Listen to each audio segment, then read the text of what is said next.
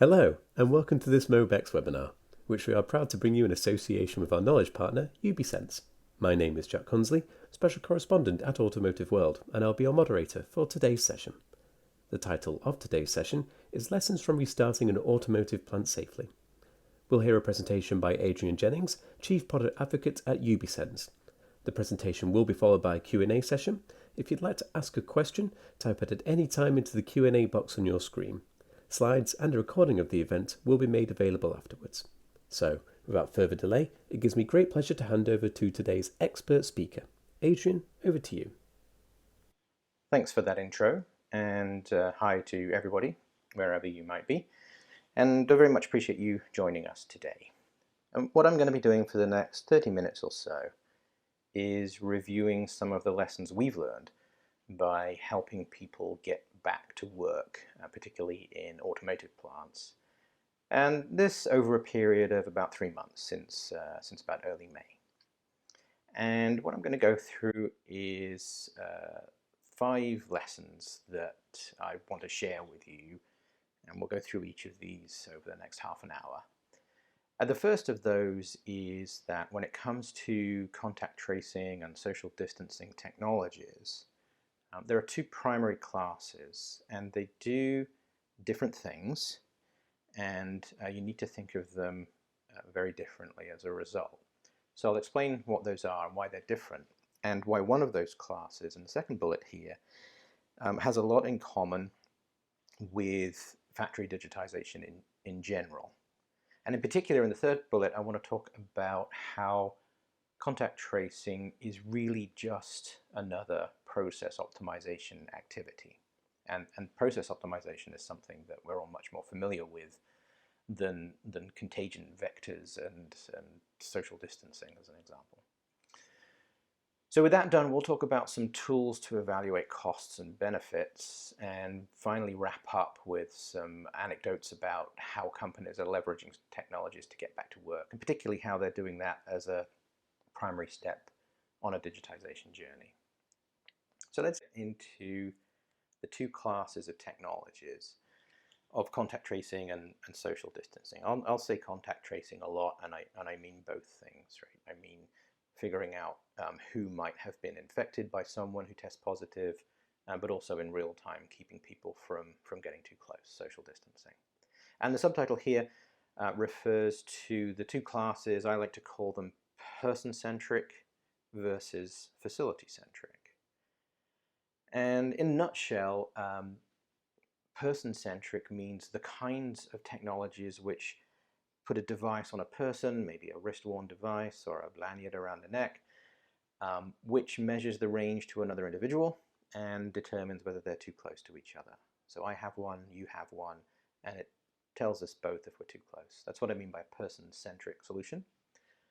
A facility-centric solution, I'm referring to something more like a GPS type thing, which has fixed sensors throughout the facility, and those sensors cooperate to keep track of people and other things as well. And in keeping track of the people, now you can start to determine how close people are getting and whether they're making contact. So they're quite different, and I'm going to go through here explaining why they're quite different, but I want to start with what I call the catch-22 of contact tracing.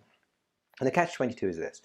At the top of my little circle here is a statement that a single function solutions have limited value. If you invest in a solution, a technological solution, and all it does is social distancing, and it cannot do any other things for you in your plant, then it has limited value. It's limited to that one thing. And if it's limited value, going clockwise around the circle, then it ought to be inexpensive to help with an ROI calculation. And down at the bottom, the trouble with expensive solutions is they tend to have limited capability. And as we move back up the left-hand side, things with limited capability tend to only have a single function, and here we are back at the top again. And there's this loop of it only does one thing, so it has to be cheap, and it's cheap, so it only does one thing, and it's hard to break out of. And that is a loop that many people got caught up in the first few weeks of getting back to work. And it's a loop driven by thinking of person-centric solutions. I'll explain that in more detail. There has to be a better choice than a low-value solution. Indeed, there is, and shock preview here, the answer is facility-centric solutions. But let's explain why. Here's a table down the left-hand side of value in each row, and whether person-centric and facility-centric solutions can deliver that value. Don't worry about reading them. We're going to go through these in the next slides. But if we just focus on the top, what I've already said on the first line is the primary architectural difference between person-centric and facility-centric is that you don't need additional infrastructure for person-centric. You just give somebody a wrist strap and off they go. Facility-centric, you're going to have to install sensors. That obviously adds cost. It obviously adds disruption. All those things can be managed, but it's additional hassle, right? So it would have to be a lot better to make that worthwhile. I'll make the case that it is. Both of those obviously can locate people and assets, and I use locate loosely there because when we move down to these two aspects of social distancing and contact tracing, both of those can figure out if people are standing too close together. My little wrist strap detects you not too far away from me, and it knows that we're too close and it buzzes. The facility-centric solution, the sensors know exactly where we are, each of us, and that can allow it to calculate our separation and determine if we're too close. So they both do that.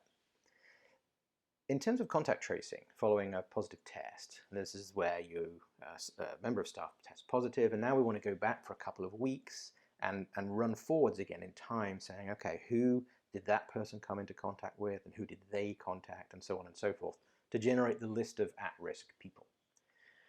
And yes, the facility-centric systems can do that. And the person-centric systems, I have a little squiggle. That's my little code for, maybe. But the problem with those is they're rather error-prone. That's a big topic, actually, why those systems are error-prone. I can maybe answer a question or two at the end on that. I don't plan to go into it in detail. I want to take it as given for this. I'll direct you to some reading that you can do on that. But these person-mounted devices are prone to making errors, and actually what they're prone to doing is thinking we're further apart than we really are. So they have a habit of missing contacts. And why is that bad for contact tracing? Well, that one missing contact could be another 10 missing contacts in the second generation of contacts, and 100 in the third, and so on and so forth. You know, a single missing contact is a whole branch of that contact tree that's gone. So I put a little squiggle because I think that person-centric solutions have real issues with that. The rest of the table, and we'll go into these now, talks about a lot of facility-centric value. And by that I mean the value you can get not just by knowing that you and I are standing too close to each other right now, but that you and I are standing close to each other in this particular location in the plant. And now I can start to build up statistics about where contacts are happening in the plant. That's super important. And the first reason it's important is in terms of defining what a contact is. So the way we do this with an AI-driven contagion model is quite complex because it's a complex problem. So first of all, on the left, a lengthy contact is high risk if we stand chatting for 5 or 10 minutes. But a momentary passing contact in a hallway may be low risk. But in fact, that momentary passing contact might increase in risk if our workflow causes us to do that many times a day. So duration and frequency become critical. Also of paramount importance is barrier separation, either existing barriers like walls or barriers that we've put in place as part of back to work policies and procedures, or temporary barriers that might get moved around during the day. It is obviously important to know exactly where the contact is in the plant to determine whether there's a barrier in between two people. The distance of those two people might fool a person-centric system into flagging a contact. A facility-centric knows that they're standing one on either side of a barrier and that they're perfectly safe. On the right, the fourth part of contact tracing, which is quite subtle, is the person to object to person vector. If we share a device, we may be able to infect each other, and we may never come close to each other. You and I may never be in the same part of the plant at the same time, but yet we can still, within 10 or 15 minutes of each other, handle the same object, the same tool, or the same workstation, for example. So clearly you need to know more than just the distance between two people to determine that. You need to know where they are in the plant. That's a facility-centric view. You also need to understand cleaning, and we're going to come back to cleaning, because if I use a keyboard and then it gets cleaned and then you use it, you're perfectly fine. So contact tracing and contagion modeling is quite a subtle and complicated thing, and it does very much require an understanding of where you are in the plant in relation to things like barriers and other objects. So this is part of the reason why the person-centric system got a little meh symbol on the last slide in terms of, can it really do contact tracing? Yeah, it can do the two things on the left, can't do the two things on the right. So we have to warn people if they come too close to each other, and you can think of this in a person-centric way and a facility-centric way as well. A person-centric feedback solution looks like a pager or their mobile device or a wearable that we give them, a body-worn feedback device. The other kind of warning would be a facility-centric warning, which would be something like an audio or visual alarm or an and-on screen. You can imagine an and-on screen which warns people you are entering an area which in the last hour has been a high risk for contacts. Please be careful. Raise people's attention. It's rather like driving through the mountains and seeing one of those signs that says danger of falling rock, and you rather become an attentive driver when you see those things.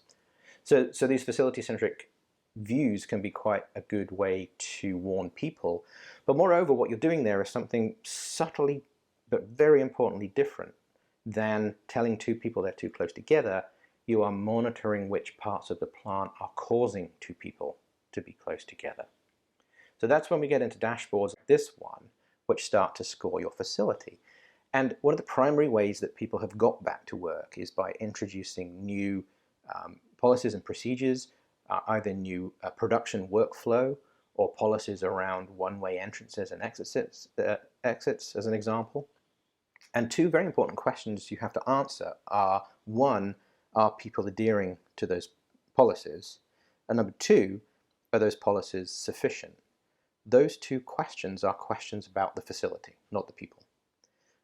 This is an example of a dashboard which shows by area, however you wish to define that, how they're doing today or over whatever period you want to monitor for contacts, both cumulatively in the boxes and over time at the bottom. Area 3 is flagged as red today. And you can see trends over time, you can compare shifts, and you can start to understand how are we doing at sticking to our policies and how are those being effective. You might drill down from those. This is a dashboard, a facility-centric dashboard showing high-risk contacts as red, and the open purple circles are low-risk contacts. The blue circle is a cluster, drawing your attention to a cluster of contacts. And on the right, a drill down to any given contact or cluster to really evaluate what's going on. All anonymous at this point. You don't need to know who the people are at all for this. You just need to know that, look, in this hallway over here, a lot of people are coming very close together. We may need to do something about that in terms of traffic flow. So facility-centric way of looking at things that adds a good deal of value over simply, are we standing too close together? Now I mentioned hygiene, and that's another new thing. Not new, I mean, we clean plants, but certainly hygiene and decontamination has been stepped up as part of getting back to work. And the hygiene staff are now another resource that needs to be carefully optimized. So when you start to understand how people are using a facility and how people are using objects in the facility, you can start to build up a notion of whether those need cleaning. We kind of call this the ick factor. The more people that use an area, or the more people that share a device, the ickier that thing becomes, and it reaches a point where it needs to be cleaned. And you can therefore predictively dispatch hygiene staff to do a much more efficient job at keeping the facility clean than doing it on a fixed schedule, just as we are moving towards predictive maintenance rather than preventive maintenance. So here's another example of how a facility-centric view adds value. And what I'm getting to here is that when you're stuck in that cycle of, look, it only does one thing, so it better be cheap, but it's cheap, but it only does one thing. Sure, it's a bigger investment to go down the facility-centric route, but even just limited to the world of contact tracing and social distancing, there's a tremendous amount extra value that you get when you go down a facility-centric view. One of those obviously is contact tracing. Here's an example of a dashboard showing entering a tag ID of an individual that's become positive for COVID-19, a test date and the start of symptoms, and then this will run back through the history of the last couple of weeks and create a list, prioritized list of individuals who may be at risk for contagion. That's the contact tracing piece of this. And that's done, as I mentioned, with a very sophisticated contagion model which understands the facility and how that interacts with people and either helps to create or prevent infections. So those are the two classes of contact tracing. And person-centric, facility-centric, a lot more value if you go the facility-centric route. But the next thing I wanted to come to, and this is critical, and this is only true for facility-centric solutions, is why that is very similar to just factory digitization in general, which is something that we know quite a lot more about. So let's have a think about what is contact tracing. So follow me down the page here. Contact tracing is tracking the movement and interaction of people in order to monitor people's adherence to social distancing policies and highlight areas where contacts still occur so that you can continually improve policies to keep people safe and eliminate contagion while maintaining productivity. Right, that's the goal. So those are the steps. Track people, find out if they're adhering to policy, highlight areas where they're not doing that, and use that data to continually improve and make sure that you stay productive. Now, what is process digitization? Well, process digitization, traditionally over the last decade, has come to be this. Tracking the movement and interaction of WIP, tooling, and other critical assets in order to monitor people's adherence to operational processes and highlight areas where errors and inefficiencies still occur, so that you can continually improve processes to optimize throughput, eliminate errors, while maintaining quality. And these are the same thing. Manufacturing, and particularly manufacturing that has a high degree of manual content, like vehicle final assembly, has a lot of moving parts to it. And the traditional art of process digitization has been to keep track of those moving things, to understand if the process is being adhered to highlight areas where it's not for real-time intervention, and to monitor over time places where the process can be improved. That's what's on the right. All that is 100% true of what contact tracing is. It's just that now you're tracking the people. The people are the moving parts that you care about now.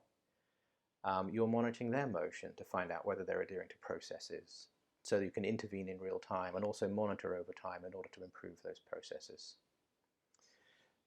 So I want to be very clear that process digitization, as it's traditionally formulated, is 100% the same thing of this new thing, which is contact tracing and social distancing. And so what is process digitization about? It's about solving problems like lost assets and underutilized resources and overrunning processes and out-of-sequence processes, tasks that have not started or have been forgotten, out-of-compliance equipment, incorrectly staged assets and parts and kits, and yes, safety violations as well, and many more, right? I mean, probably some of these resonate with you as things that you've seen in your plant. Process digitization, the art of digitizing manual moving processes, is to fix any and all errors of location, things in the wrong place, interaction, the wrong thing interacting with another thing, the right tool but the wrong operator, the right tool but the wrong settings, the right process but the wrong model mix, etc., etc. Errors of count, too few parts, too many tries through a test, whatever that might be. Errors of duration, overrunning tasks, underrunning tasks. Errors of sequence, incorrectly staged parts, fasteners done up in the incorrect sequence, and many more. And the point here is that social distancing is just one more example of all those things. Just one more example. Mostly, social distancing is a problem of interaction, two people interacting. Sometimes it's a problem of count. For example, here's a conference room, we're limiting its capacity to 10. You can't put more than 10 people in there.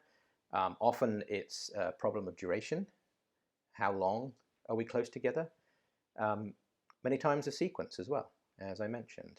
There's a sequence of I use a device, it gets cleaned, you use a device, that's fine. I use a device, you use a device, not fine.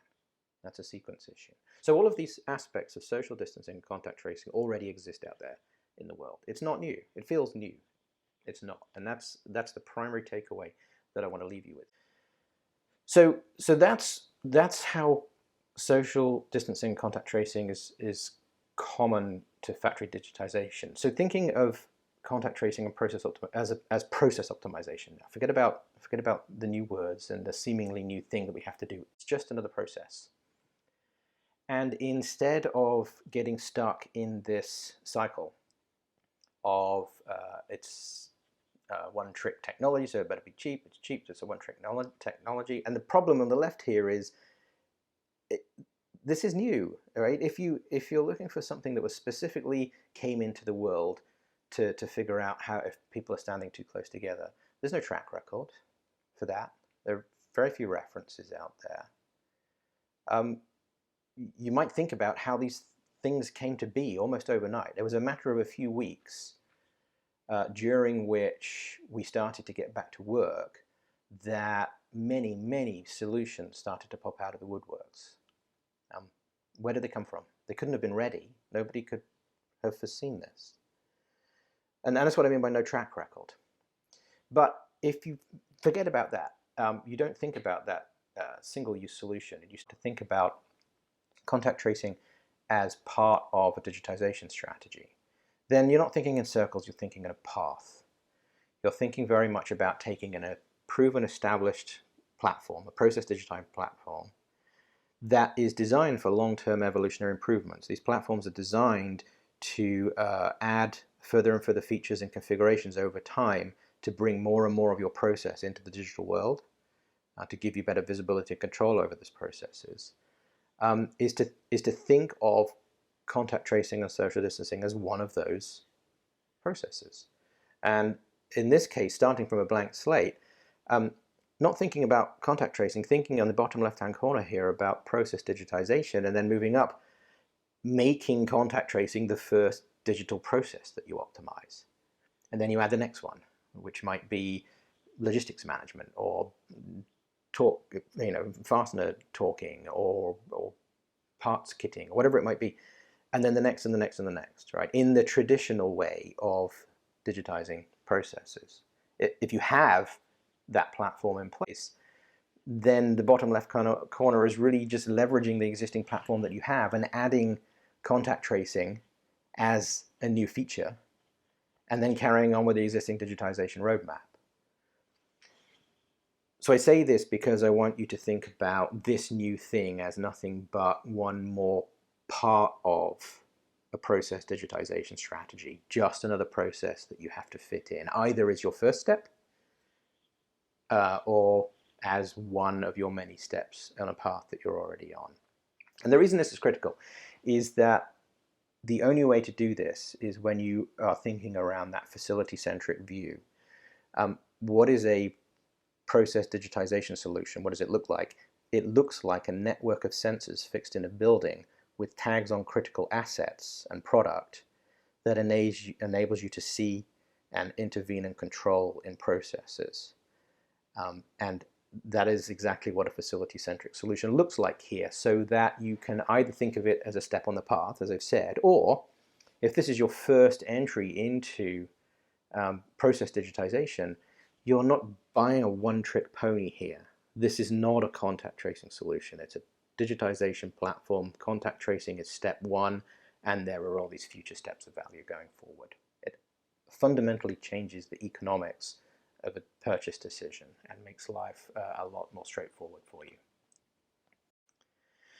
So let's talk about tools to evaluate short-term costs and long-term benefits. Now, if we were talking here about person-centric solutions, I couldn't give you an answer, because in truth, a lot of those things sprang to light around this problem, and they lack track record. If you flip your mindset into a facility-centric solution and consider that as just one more process to be digitized, well, then I can help you, because there's over a decade of experience in how to evaluate the benefit of those systems. I'm going to give you a few highlights here. Just I've got 3 slides here to tell you some things that I think people aren't paying attention to well enough in this process. And I say that with all respect, and I say that from the point of view of discussions that we've had, and requirements discussions, and RFIs and RFPs that we've seen hit the street over the last couple of months. So here's the first one. My advice and plea to you is to get smart about location technologies. And I put a few logos here. There are many more. These are some of the primary ones that are deployed in these kinds of situations: UWB, BLE, things like Wi-Fi, RFID, we're familiar with. Now, when evaluating which is the best, it's very important to have a well thought through definition of what good means. And traditionally, the measure of goodness of a tracking system has nearly always come down to accuracy. And I've got 20 years in this business, and I will tell you that I think accuracy is a misleading parameter. And I'll point to you that, well, check out the Ubisense website. I wrote a blog post about this a couple of weeks ago, or hit me up on LinkedIn and I'll connect you.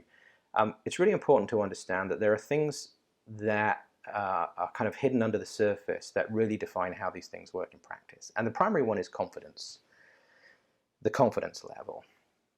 You can ask someone, does your location system have half-meter accuracy? And that's what I need for contact tracing. Well, most people will just say yes. But that's not the question. The question is, what is your confidence level of achieving half-meter accuracy? Can you do it 99.99% of the time? Is it 70% of the time? 60% of the time? That's what I mean by confidence level. I give the example of asking me or a professional darts player whether we can hit a bullseye. I'm horrible at darts, by the way. But we probably would both say yes. If you gave me 100 darts, I probably could get one in the bullseye. If you gave 100 darts to a pro, they'd probably get 99 in the bullseye. We'd both be able to hit a bullseye, me with a confidence of about 1% and him with a confidence of about 99%. It's super critical that these tracking systems deliver high confidence results. Otherwise, the results are meaningless. Flexibility. Can these be deployed in different modes? Can you give me high precision tracking over here? Can you just count how many people are in that conference room over there? Can you just tell me if people are going up and down this hallway and which direction they're going over here? Flexibility of deployment modes is critical, because as you start to think about contact tracing and social distancing, now you're thinking about parts of your facility which aren't just a production floor. You might have to worry about break rooms, you might have to worry about office space, and you don't necessarily need the same solution in all those places. So flexibility is key. And I'm throwing management tools as well here. There's a huge difference between exciting technologies right out of the lab and technologies that are, no kidding, designed for in-production use 24/7, and all of the management and diagnostic tools that you need to do that, high uptime, outage recovery, and all the things that you expect from production critical systems. And don't be mistaken, if people are critical to your process and keeping them distant from each other is critical to keeping your business running, then social distancing is absolutely a production critical process that should be treated like all your other critical processes. So get smart about location technologies. I'll point you guys to some more stuff. Just as I said, just hit me up on LinkedIn, or I'll put my email at the end here as well. So here's another thing, get references. Again, so references for a wrist-borne device, are we close together or far apart? You know what, call Disney. They have that. It tells you roughly where your kid is in the park. That's not what you need. What you need to know is how are these technologies going to work in your environment for the purpose that you need it? Now, you won't find that, right? Because who's been doing contact tracing for the last decade?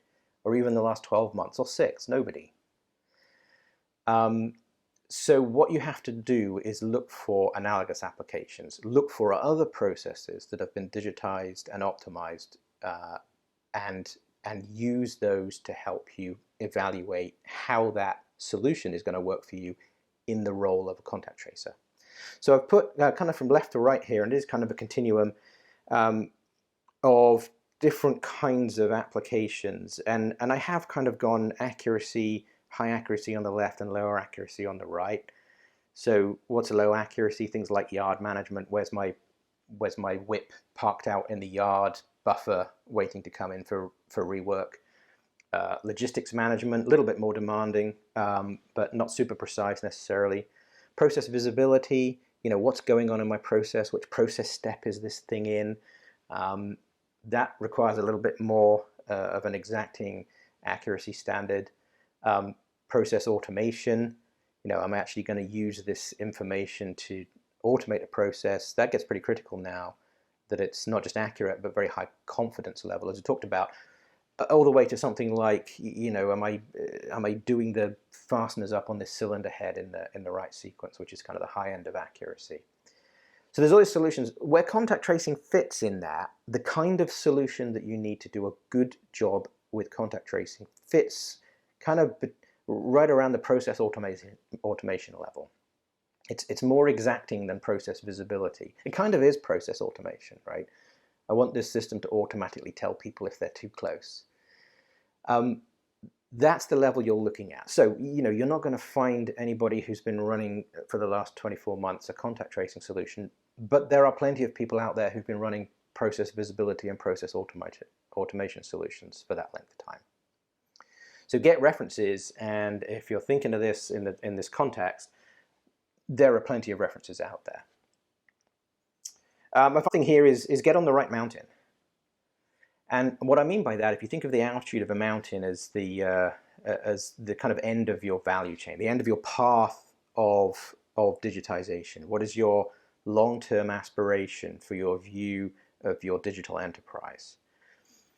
And you think of the height of the mountain as a measure of how fully digital and optimized you are. Then you need to get on the right mountain in step 1. Right? So if we want to get up to a 10,000 foot peak, we shouldn't start climbing a 5,000 foot mountain. Right? Even if you're going 500 feet up, it's very hard to turn back and come back down. It's very hard to start deploying these technologies and have a change of heart and pull it all out and start over. That's a very costly thing to do. So it's important to think about future state and future aspiration. And the first 500 feet of a 5,000 foot mountain may be almost indistinguishable from the first 500 feet of a 10,000 foot mountain. And comparing one to the other might be a difficult decision to make. But when you look at your long-term goals, it's very clear which path you should start on.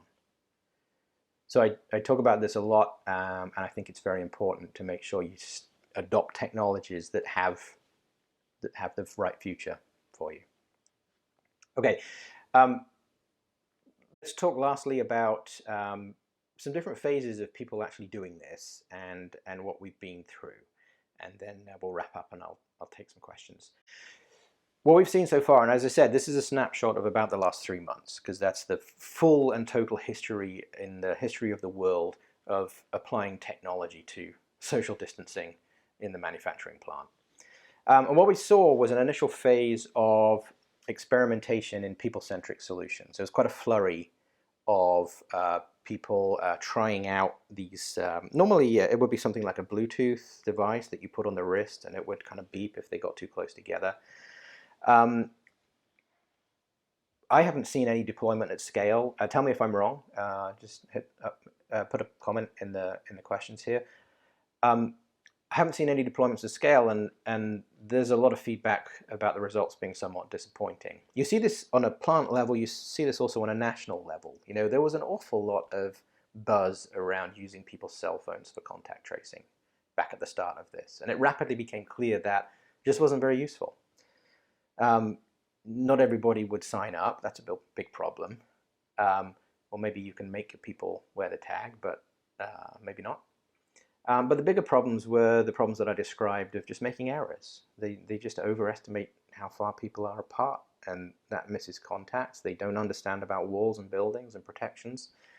And you can search the news and look at the headlines about countries actually kind of ceasing those activities. So that was kind of the first phase we saw. They ran about a month, I would say. Kind of in parallel to that, and rather obviously, people who had already deployed their digitization platforms, and automotive manufacturing is out ahead here in the world of high-value discrete manufacturing with a high degree of manual content. The automotive industry is by far out in front in adopting these digital platforms. And so there certainly has been a group of manufacturers out there, a lot of them have been our customers, where we've gone in and simply added some features in the software, like the contact contagion model. That's something you'd have to add in there. And then added some dashboards. The dashboards I showed you are actually screenshots from our solution there. But that's all it takes, right? Some of those require a little bit of extra infrastructure. A lot of those places had only put sensors around their production areas and needed to extend to adjacent areas as well. But phase 2 was people with a big leg up on this that had already started to deploy digitization platforms that could leverage those for social distancing. So then the third phase, and I think we saw this probably kick in, I want to say about a month ago, we started to see some very high quality, very well thought through RFPs hitting the street, where people had really understood, I think, the initial experiences of people-centric solutions and where the limitations were. And we started to see RFPs, and we see more and more of those now, where people are looking for exactly what I've been describing, a process digitization where we can configure it in step 1 as a social distancing contact tracing solution. So early days still, you know, it's only been, it feels like longer, doesn't it? But gosh, it's only been 3 months. But we're definitely seeing people dig into a long-term view of these policies and procedures becoming permanent, and how do I blend that in with my overall digital enterprise strategy. So with that, one quick slide to wrap up here in terms of parting advice. I've probably said this 50 times already, so I apologize, but just in case you didn't get the message, don't consider contact tracing in isolation. It's just another solution, just another process, I should say. It's a production critical process. It should be treated as such, but it's just another process that needs to be optimized and error-proofed. If you think of it in isolation, there aren't that many options. There's a difficult ROI calculation because of limited functionality. There's no established track record of performance long term, and there are very few references out there. But if you step back from that and say, look, it's just part of a digitization strategy, well, that opens up options. There's proven ROIs out there. People are doing this already. There's over a decade of established track record, and there are many global references across various manufacturing sectors about how these things can help. So keep your mind in that context, and the whole process becomes a lot more straightforward. So that's it for right now. I promised 30 minutes. I've run over a little bit, for which I apologize, but be happy to take any questions or comments that you have right now. And as I said, here's my email at the bottom, or find me on LinkedIn, and I can help you track down some information that I refer to during the slides. Thanks very much. Great, thank you for the presentation, Adrian. We now do have time for a brief Q&A session. I see that we've already received a couple of questions which were pre-submitted and one or two which have come in from our audience as well. Just to reiterate, in case anyone missed it, if you would like to ask a question, you can do so by typing it into the Q&A box on your screen. So yeah, to kick things off here, Adrian, if we just swing back to the very beginning of your presentation, you mentioned that person-centric solutions make a lot of errors. Would you be able to elaborate a little bit on why that is? Yes, I can. It's actually, it's quite a big topic, but in a nutshell, the way those things work is a device that measures the range between two people. It makes a single measurement, and all measurements are prone to blockage. In fact, people tend to block all these different technology types. And when the path between you and me is blocked, then it's going to measure the path that the signal takes, which is usually going to go and bounce off something, the floor or the ceiling or something nearby. And that path is longer. And so it measures that range instead of the direct distance between us. And that's why they tend to be prone to overestimating our separation. When you take a network of sensors, they operate slightly differently. Rather than making a single measurement between two people, each person is the subject of multiple measurements, maybe 4, 5, 6, 7 measurements from the sensor network. Some of those might be blocked, but you can just ignore those, because out of those multiple measurements, you'll always get enough to determine people's location accurately. So it's a question of, if you only make one measurement and it gets blocked, it's going to be wrong. And worse still, that you don't know it's wrong. There's no indication that you're not measuring the correct separation. So that's the really quick 60-second answer. It's a 60-minute discussion, but it's basically around signal blockage and what happens when you're measuring indirect paths from one person to another. Hope that makes sense. Sure. Elaborate in more detail in offline. Sure, thank you, Adrian. Yeah, if we look at the flip side of that as well, and the facility-centric approach, when we think about that and the sensors that it involves, isn't the cost of sensors prohibitively high, even if they do provide that future value? So that's true. So this is a really interesting change that's occurring, not just around solutions like this, but around IoT in general.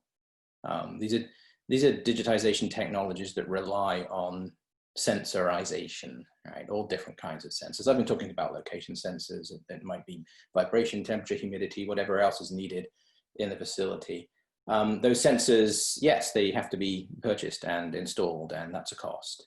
And then over time, those start to create more and more value as you bring in the software applications. The advice I would offer people is to look outside of traditional capital purchase strategies. The manufacturing world is very well tuned in things, often commodity things, on a capital basis. And that means that if you are going into a digital solution like this, all your sensors kind of come in as a cost right up front, right? And that becomes overwhelming. What you want to do is amortize the cost of those sensors over, at least over the first few applications that you add in. You need to amortize that cost over these layers of value I talk about as you proceed down the path. So there's no getting away from needing sensors. The prices are coming down, obviously, as these things do, but look to managed services, look to OpEx type price structures, and we need to move away from viewing these things as a capital purchase. That's really the best advice I can give there, I think. Okay, great. We have a question here that touches on privacy concerns, obviously a very popular topic when we talk about all things data. Our audience member asks, you say it's the same as process digitization, but Tagged People raises privacy concerns. How do you bring that aspect into an existing digital enterprise strategy? Right, that's a very important question. And I think it goes beyond just privacy as well, because I think it goes to um, it goes to a legal issue around these things really had better work. You know, if you're putting safety systems in, and this is a safety system, then you have to think about the liability if the safety system fails, right? So part of that answer is around buy a good one, and that's why I talk about some of the different ways to evaluate these solutions. But the privacy piece is an important differentiator when you're comparing solutions.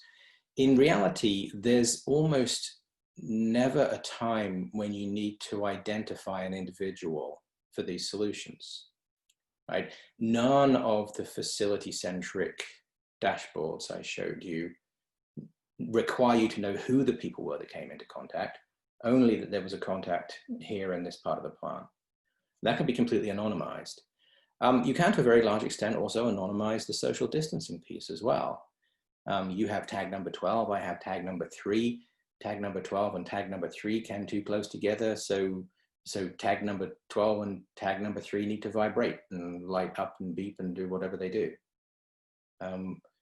So the only time you need to attach a name to these things, or a staff number, or whatever the identifying data point is in the contact trace, when this person has become infected and who are the people who might have become infected. And so that's the nexus of the privacy piece, is that contact trace. And the way we handle that is to keep that all inside the customer's existing secure HR systems. We don't touch that data. We never actually know the identity of individuals. How other people do it, I don't know. Ask, please ask. It's very important. So we run in a more or less completely anonymous mode. The other thing is that the other person concern is, well, aren't you tracking me? Are you figuring out how many times I'm taking a bathroom break? Are you timing my smoke breaks? Well, no, none of those things are recorded. What we're recording is contacts. You may wander off to take lunch, take a break, as you're perfectly entitled to do, but that doesn't register as data that gets recorded unless in that time you make a contact with another person that we need to know about. So various different aspects of privacy, mostly to fully anonymized systems are what you should be looking for, and systems that only persist the critical events rather than people's location history. So it can be handled quite simply. We do have a question here that perhaps that does touch on that last question. One of our audience members asked, how can this system be backed up in case of a system failure or cyber attack? Would that be something you'd be able to expand on, Adrian? Yeah, so this system, I tried to be as generic as I could be. I needed some screenshots to show you, so I did pull those from our particular offering. But everything that I've said, I tried to make general across systems. And that is another excellent question to be putting in something like an RFP or an RFI. So how is it done? In many different ways, sometimes not at all. I will caution you about that. Another problem of people-centric solutions, if you take a simple little wrist device and it just beeps when it detects another one too close, that really doesn't have a great way of persisting that data and aggregating that data, unless you also add some kind of central infrastructure that pulls information from those devices and aggregates that. Facility-centric system is different because it has a centralized infrastructure anyway. That's how it works. It has a brain that keeps track of where everything is. So the question is around data security and data policy around those centralized systems. So that, when I talked about management tools, this is really what I was hitting on, that these kinds of questions are there's the 20% of a solution, which is how it works and how it does it, and the 80% of a solution, which is how do we run it and how do we fix it. And it's the 80% where a lot of these solutions differ dramatically. I can answer how we do this, and we have two ways that we offer this. We offer this in the cloud, and we leverage all of the cloud facilities for high availability and backups and so forth in a highly secure environment, either in your own private cloud. It might be even a private cloud on premise or public cloud. We also offer these as on-premise solutions, in which case we integrate entirely with your existing IT policies around persisting data and high availability and so forth. So we take that seriously. It's a critical question, and it's a strong differentiator between a solution that came out of a lab last month and a solution that's been out there working in anger for multiple years. Sure. Thank you, Adrian. Perhaps just looking forward slightly, as much as we can with this sort of flexible topic. We hear a lot of reports at the moment suggesting that we might see a second wave late autumn, over the winter. With that in mind, how quickly could a solution such as yours be implemented into these processes? What sort of time frame would we be looking at? Yeah. So for people already on the path, right? If people have already taken the first one or two steps down a process digitization strategy, the answer is very quickly indeed, within a matter of a week or so. We did this recently with was in manufacturing actually. It was a jolly interesting company working in rail safety, and we offer a solution there to keep workers safe working beside live active railway lines, and they had to stop work because of a social distancing requirement. And within a few days, we had them back up and running again, because we were able just to offer them the software configuration that gave them the ability to manage that process. So that's the very quick end. Starting from scratch, starting from zero, which means that you're in what your face is installing sensors and so forth. That's gonna be measured in maybe a month or so, a month or two. It's predicated very much on the ability to access the area to do the physical work of putting sensors up, for example. A plant that runs 24/7, 6 or 7 days a week, where you've got between 3 a.m. and 5 a.m. on a Sunday morning to access the line when it's shut down. That spread things out a bit. In places where you have much better access, then that process can happen in just a matter of weeks. So it's an interesting question. It's one of those it depends answer, but it goes from a few days to a month or two, depending on the start point and depending on the level of access. Sure. And perhaps just to add to that point there, obviously our understanding of the virus is changing quite rapidly. And with that in mind, what are the challenges in making sure that any new technologies and processes that could be put in place are kept up to date with the latest information and guidance? What are the challenges there? Yeah, that's a great question. Well, the first challenge, so it's a very evolving situation, as you say, and we're still learning about the contagion mechanisms here. So the one primary thing that you're looking for in solutions is a flexible, configurable contagion model. You're looking for something that can quickly adapt as new data becomes available. So that's how we do it. Others can be a little bit more fixed, but that's an aspect that you need to consider. So first part of that, a configurable, adaptable, trainable contagion model is pretty important as we learn more about the disease. The second part of that question, I think, comes around our evolving processes and procedures. So I talked a lot about the notion of a facility-centric system being able to pinpoint for you areas where your policies are not working, or maybe you haven't thought about this area over here, but look, people are getting really close together and they're driven close together by workflow. What you need to be able to do is reconfigure the platform's model of what's happening so that it can understand a new process and it can tell you whether people are sticking to it, right? So you need a flexible, adaptable contagion model, but you need a flexible, adaptable process model as well that over time keeps up with the changes that you're making.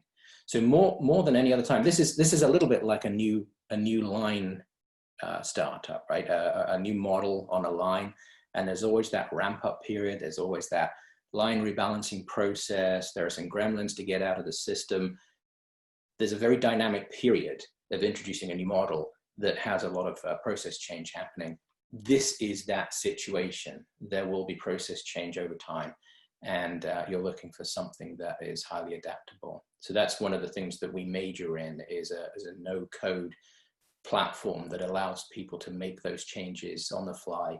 We can do it, the customer can do it themselves to accommodate new processes and new data. Does that answer the question?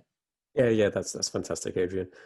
Just to add as well, you mentioned there that being able to pinpoint areas where people are being driven together, and obviously that involves some sort of location technologies. You referenced a couple such as Wi-Fi, Bluetooth. You also referred to a blog post. Is that something you'd be able to show of our audience? Oh yeah. I ramble on about playing darts for a few paragraphs. I can absolutely share that, and I think actually what I can do is I can probably just drop that in the chat here if that works. So let me grab if this doesn't work, you can find it at ubersense.com/blogs. But let me just drop this in the chat window. There's a couple of things here, hopefully some helpful resources to be able to read into this a little bit more. And as I said, feel free to connect with me, and I'd be happy to steer you to some white papers and so forth.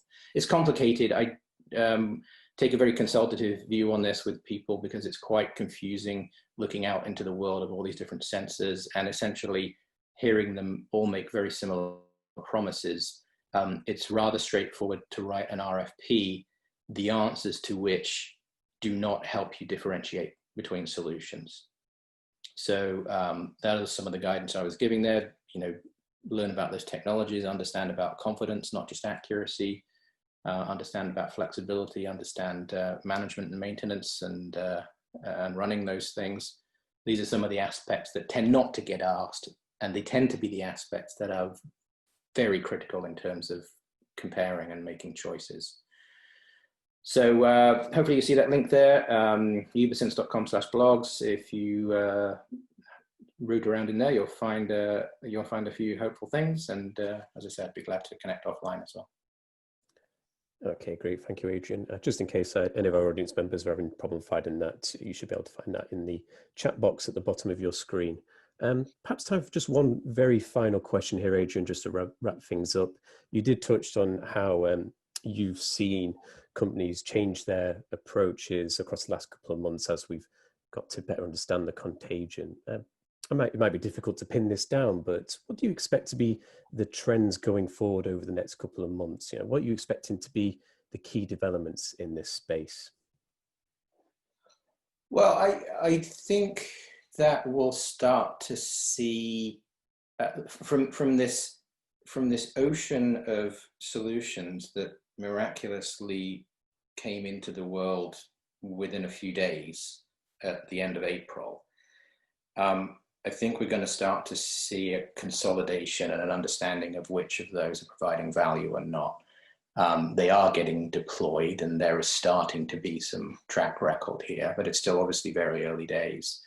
So we'll see a little bit of a hope of a more straightforward environment in terms of options, solution options.